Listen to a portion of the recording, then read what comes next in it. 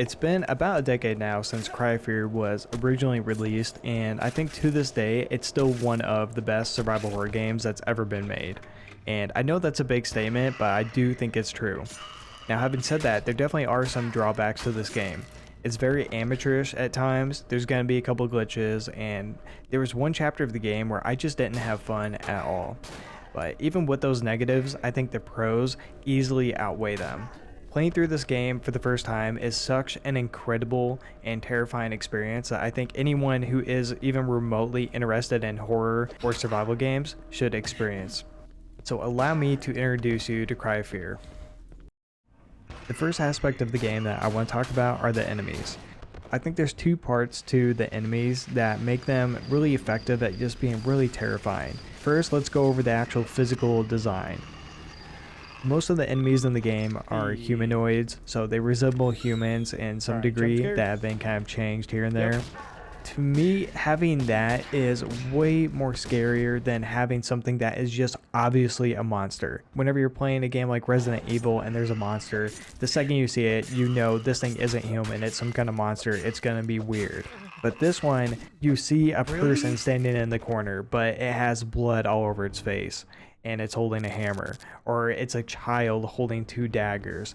Just something about having it be a human that's acting in this unhuman way and doesn't quite look like a human. To me, I think that is just way scarier than having something that's just obviously a monster. Next, the actual enemy movements, the physical movements that they make are really just weird and definitely unsettling, I think. They don't move like humans would for the most part. Some will kind of run at you, but the ones that run at you, what they'll do is they waddle left and right while running at you at a full sprint. And it's just so unnatural and something that a human wouldn't do. That just makes it really effective. The next thing I want to talk about is the game developers' use of audio, and specifically the use of audio to create the atmosphere. Throughout the game, you're going to hear audio cues that are coming from either outside of the map or areas that are outside of the player's control. One example is whenever you're in this room and you're locked in momentarily, in the room that you just came from, you hear someone or something break a window or break glass, and then they're walking around in there. And that's a room that you're going to have to go through in a couple seconds.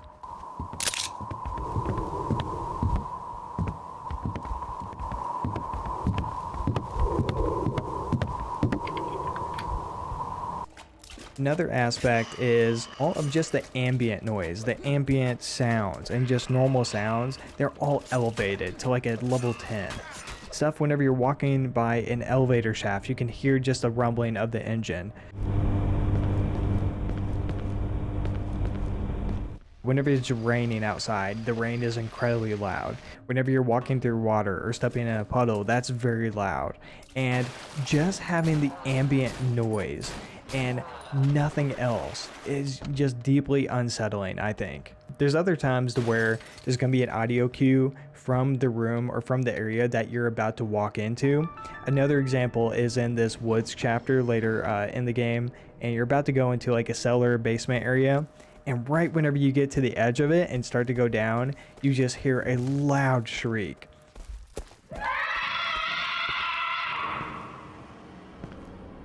It's like the game is just daring you to go in there.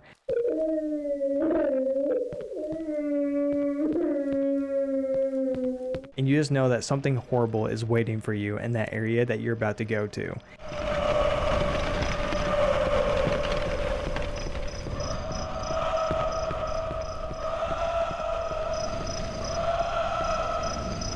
And I think it's such a fun and just really smart thing to do, is just challenge the player the second that they're about to progress. It's like, oh yeah, you want to progress? Go ahead.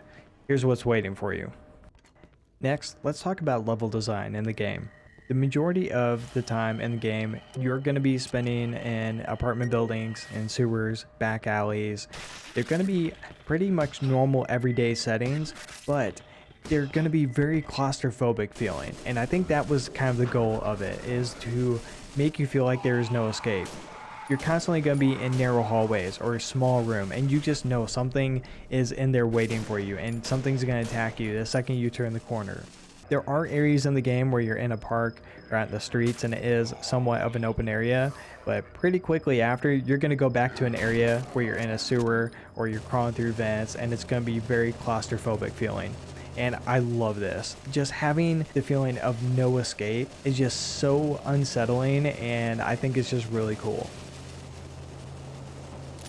Next, I want to talk about chase scenes. These are pretty common in horror games. Some games do them more than others.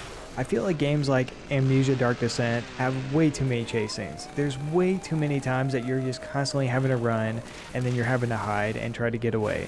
And I know that's the point of these games, that you are absolutely helpless against whatever this thing is that's chasing you, but I'm just not a big fan of that, at least whenever it gets overused in a game.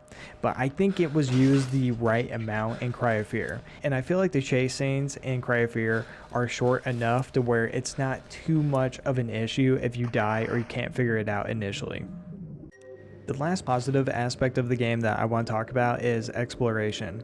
There are a lot of claustrophobic environments and there is no exploration at all. You're just in a sewer and you just have to keep going until you get out. But then eventually you do get to areas where you can explore around, like apartment buildings. The first apartment building that you get into like 20 minutes into the game is a pretty good example. There are a ton of doors, a lot of them are locked, but you are rewarded for checking every single door and every crevice, because whenever you do that, you're going to find syringes for meds, you're going to find extra ammo, and it is really useful. One thing that I love that the devs did is a lot of times whenever you do find this loot in a back alley or in a side room, for instance, you'll have an enemy spawn right behind you. And it's a really cheap scare. Like, it's not like too smart, but it is just super effective because you just found this new gun on the ground or with this ammo, and you might even be in your inventory, and then some dude just comes up behind you and he just starts knifing you, and it is like terrifying. It's like such a good jump scare, and it's just so funny to me. Then you have to backtrack through rooms or hallways that you've been through, and you may think that it's going to be clear because you already went through there and killed whatever's there, but a lot of times there's going to be new enemies there. There's one example that I used in the intro of this video to where I go into a room through one door, I loot the room, I pick up some stuff, and then whenever I go to leave, I go to the same door, and instead of opening the door,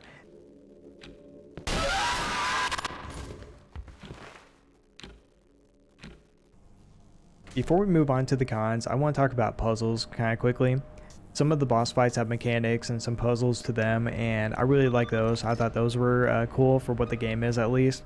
And then there's puzzles that you have to do in order to progress scattered throughout the game, and I'm kind of impartial to them. Some were really confusing and I just couldn't figure it out for myself after a while, so I just looked up a guide on YouTube. Then there's other ones that are pretty easy and you just have to find, you know, a letter or a magazine on the ground, for instance. But I'm just kind of impartial to them. I'm not really against them, they're just kind of there for me. Now let's talk about the cons in the game. There was one area where I had to go into an apartment building, and 3 or 4 times whenever I loaded in, the actual apartment building wouldn't load and I was just stuck on a white screen. I couldn't move and nothing I did would get me out of that. So it was just a visual glitch that just kept happening. Eventually, after about 3 or 4 times, the area did load in, and that was the only time I had that issue throughout the whole game. The other 2 things are definitely going to be subjective, so they're just going to be my opinion. The first thing that I kind of struggled with was I just got caught on like every doorway in the game. I'm just stuck on a doorway again, dude.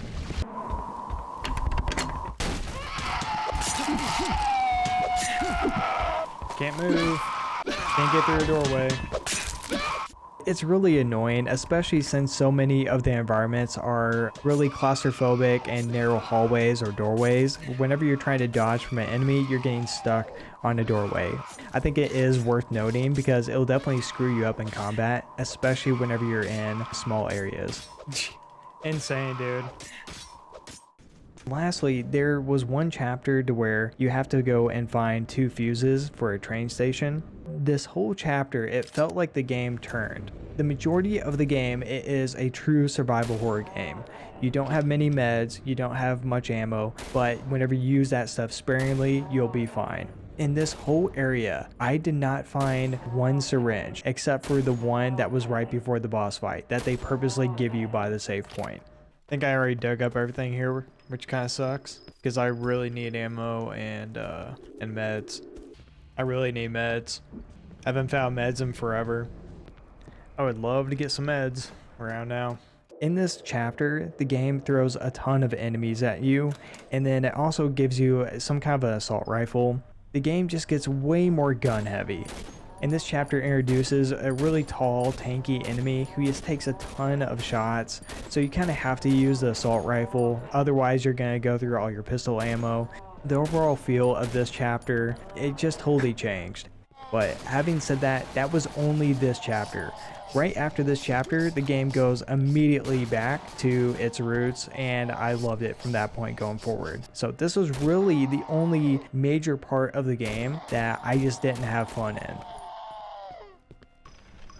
There's a lot of things in the game that I purposely haven't mentioned and didn't go over. I purposely didn't talk about the story or the endings as well, because if you haven't played through this game, I want you to experience that stuff for the first time. As I mentioned in the intro, I think whatever cons there are with this game are easily outweighed by the pros, and to this day, 10 years later after release, this game is still an incredible and terrifying experience. If you enjoyed the video, then consider liking it or even subscribing to the channel. Any support would be appreciated, but you're definitely not obligated to do so. And then lastly, if you're watching this video on the day that it was uploaded, I'm streaming Cry of Fear over on Twitch. I'm going to try to do a full playthrough of it tonight, and we'll see how that goes or how far I get. But either way, thank you for watching. I'll see you next time. Alright, 100%. 500% there's something in that locker room now.